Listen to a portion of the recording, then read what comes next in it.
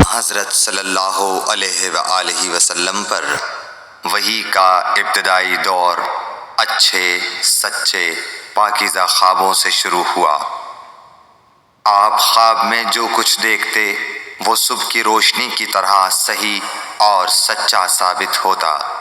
پھر من جانب قدرت آپ تنہائی پسند ہو گئے اور آپ نے غار حرا میں خلوت نشینی اختیار فرمائی اور کئی دن اور رات وہاں مسلسل عبادت اور یاد الہی و ذکر میں مشغول رہنے لگے۔ جب تک گھر آنے کو دل نہ چاہتا توشہ ہمراہ لیے ہوئے وہاں رہتے۔ توشہ ختم ہونے پر ہی اہلیہ محترمہ حضرت خدیجہ رضی اللہ تعالی عنہا کے پاس تشریف لاتے اور کچھ توشہ ہمراہ لے کر پھر وہاں جا کر خلوت گزین ہو جاتے۔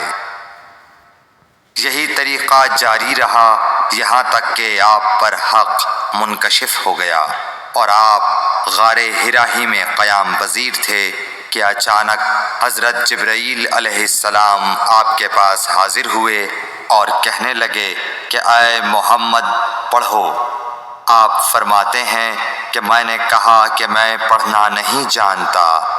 آپ صلی اللہ علیہ وسلم فرماتے ہیں کہ فرشتے نے مجھے پکڑ کر اتنے زور سے بھینچا کہ میری طاقت جواب دے گئی۔ پھر مجھے چھوڑ کر کہا پڑھو۔ میں نے پھر وہی جواب دیا کہ میں پڑھا ہوا نہیں ہوں۔ اس فرشتے نے مجھ کو نہایت ہی زور سے بھینچا کہ مجھ کو سخت تکلیف محسوس ہوئی۔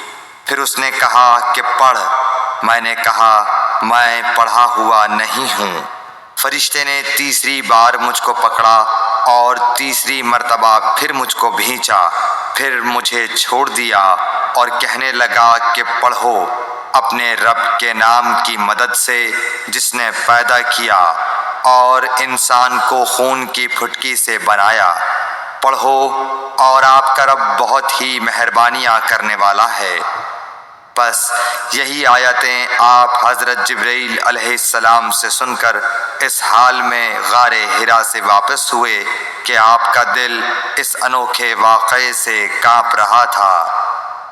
آپ حضرت خدیجہ کے ہاں تشریف لائے اور فرمایا کہ مجھے کمبل اوڑھا دو، مجھے کمبل اوڑھا دو۔ لوگوں نے آپ کو کمبل اوڑھا دیا۔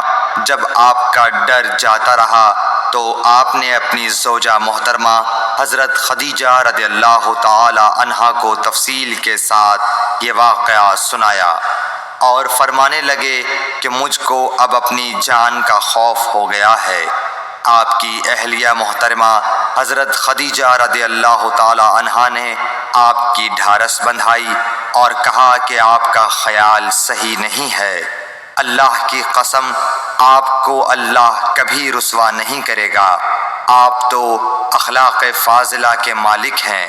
آپ تو کنبہ پرور ہیں، بے کسوں کا بوجھ اپنے سر پر رکھتے ہیں، مفلسوں کے لیے آپ کماتے ہیں، مہمان نوازی میں آپ بے مثال ہیں اور مشکل وقت میں آپ امر حق کا ساتھ دیتے ہیں۔ ایسے اوصاف حسنہ والا انسان یوں بے وقت ذلت و خواری کی موت نہیں پا سکتا۔ پھر مزید تسلی کے لیے حضرت خدیجہ رضی اللہ تعالی عنہا آپ کو ورقہ بن نوفل کے پاس لے گئیں جو ان کے چچا زاد بھائی تھے اور زمانہ جاہلیت میں نصرانی مذہب اختیار کر چکے تھے اور عبرانی زبان کے کاتب تھے۔ چنانچہ انجیل کو بھی حسب منشائے خداوندی عبرانی زبان میں لکھا کرتے تھے۔ انجیل سریانی زبان میں نازل ہوئی تھی، پھر اس کا ترجمہ عبرانی زبان میں ہوا۔ ورقہ اسی کو لکھتے تھے۔ وہ بہت بوڑھے ہو گئے تھے، یہاں تک کہ ان کی بینائی بھی رخصت ہو چکی تھی۔ حضرت خدیجہ رضی اللہ تعالی عنہا نے ان کے سامنے آپ کے حالات بیان کیے اور کہا کہ اے چچا زاد بھائی، اپنے بھتیجے محمد صلی اللہ علیہ وسلم کی زبانی ذرا ان کی کیفیت سن لیجئے۔ وہ بولے کہ بھتیجے آپ نے جو کچھ دیکھا ہے اس کی تفصیل سناؤ۔